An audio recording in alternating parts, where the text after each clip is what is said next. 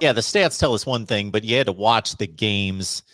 And again, that Arkansas game was when it really slapped me in the face that, man, this team doesn't even allow a good offense to run its offense, run the plays. The plays don't even get started half the time. They're like pushing guards in the backfield at running backs, and the plays just get blown up.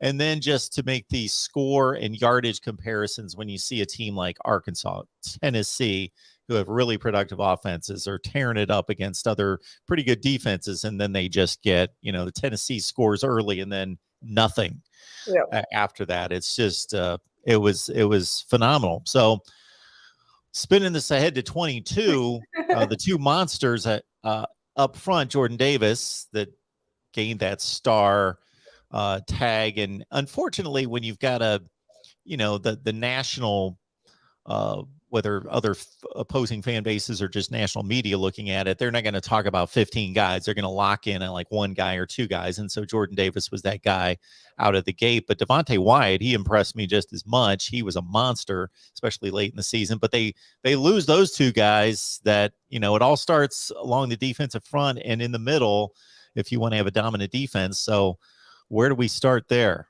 We start with Jalen Carter, who is a rising junior. People forget that he was just a sophomore last year and putting up the production numbers that he was. And essentially he was sharing the load with Jordan Davis and Devontae Wyatt. But the craziest thing about him is he's going to be better than Jordan Davis.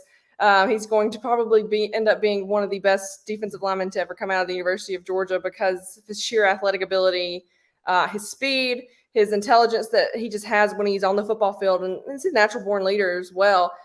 He's somebody that just is going to explode this year. He's going to be in the spotlight. It's going to be his defensive line, and I think you're going to see a little bit more athleticism, even though it was extremely athletic last year with Jordan Davis and all of them.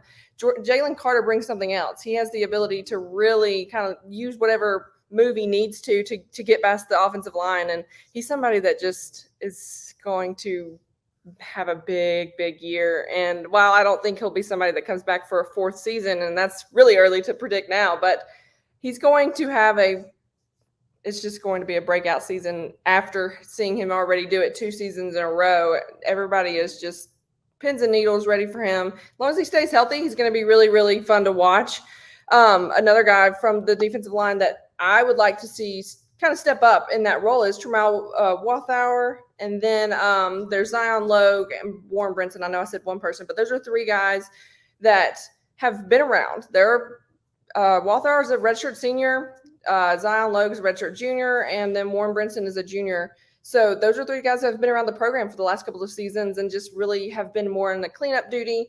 Brinson was somebody that kind of showed a lot of athletic and grittiness to him when he got to come into the ball game. And then Zion Logue has really long arms and has some athletic ability too. Those 3 just really haven't been able to kind of implement themselves into the 2-3 deep lineup. But this spring has been something that has allowed them to kind of step up and solidify that spot, because if not, you have guys like Mikael Williams, who's a freshman coming in as mid-year. There's Christian, why can't I think of his last name? He's another. You got Barrett Alexander, Christian Miller. Not Christian. Maybe it is Christian Miller. Yeah, Christian Miller, another incoming freshman. There's so many names that I have to know now because we have 19 mid-year guys, and it's just like, let's just let them all play and see what happens and then go from there. But the defensive line, I think, is going to be a lot better than people think it is, even by losing 2 significant guys in Jordan Davis, even Trayvon Walker at edge. Like, you ever have Nolan Smith who can put his hand in the dirt if he needs to, or if he can, line up in the outside linebacker position too. So Georgia's reloaded, and that's what's kind of crazy is everybody's like, oh, Georgia lost this and this and this on the defensive front.